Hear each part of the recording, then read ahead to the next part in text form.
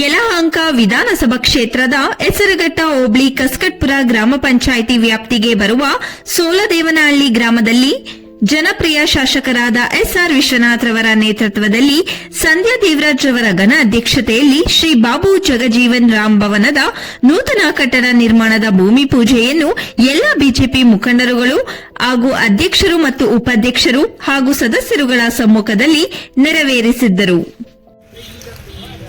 ನಮ್ಮ ಬಹುತೇಕ ಗ್ರಾಮ ಪಂಚಾಯಿತಿಗಳ ಅಧಿಕಾರಾವಧಿ ಕೊನೆ. ಸಾಮಾನ್ಯವಾಗಿ ಒಂದು ವರ್ಷ ಕೊನೆ ಇರೋವಾಗೆ ಜನಗಳಿಗೆ ಯಾರೂ ಜನಪ್ರತಿನಿಧಿ ಸಿಗೋದಿಲ್ಲ.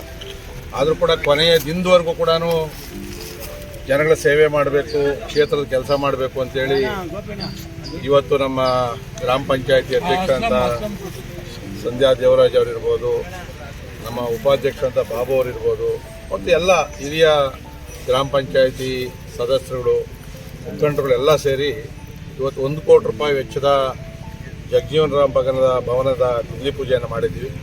1 ಕೋಟಿ ಆಯಿತು ಅಂತಂದರೆ ಸದ್ಯಕ್ಕೆ ಸಣ್ಣ ಸಣ್ಣ ಮದುವೆಗಳು, ಮುಂಜಿ ಕಾರ್ಯಗಳು ಇವೆಲ್ಲ ಕೂಡ ಕಡಿಮೆ ದರದಲ್ಲಿ ಯಾರು ಬೇಕಾದ್ರೂ ಮಾಡ್ಬೋದು, ಏನು ಜನಾಂಗನೇ ಮಾಡಬೇಕು ಅಂತೇನಿಲ್ಲ.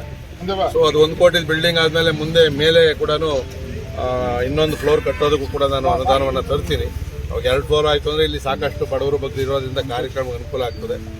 ಮತ್ತು ಇವತ್ತು ಸೋಲದೇವನಹಳ್ಳಿ ಮತ್ತು ಚಿಕ್ಕಮೇಲ್ಕರಿಯಲ್ಲಿ ಅಂಗನವಾಡಿಗೂ ಕೂಡ ಗುದ್ಲಿ ಪೂಜೆಯನ್ನು ಮಾಡಿದ್ದೀವಿ. ಇದು ನಿಜವಾದಂಥ ಜನಪ್ರತಿನಿಧಿಗಳಿಗೆ, ಚುನಾಯಿತ ಪ್ರತಿನಿಧಿಗಳಿಗೆ ಇರ್ತಕ್ಕಂಥ ಒಂದು ಕಾಳಜಿ ಅಂತಕ್ಕಂಥದ್ದು ಇವತ್ತು ಈ ಕಸ್ಕಟ್ಪುರ ಗ್ರಾಮ ಪಂಚಾಯಿತಿಯ ಎಲ್ಲ ನಮ್ಮ ಸದಸ್ಯರು ಕೂಡ ಮಾಡಿದ್ದಾರೆ.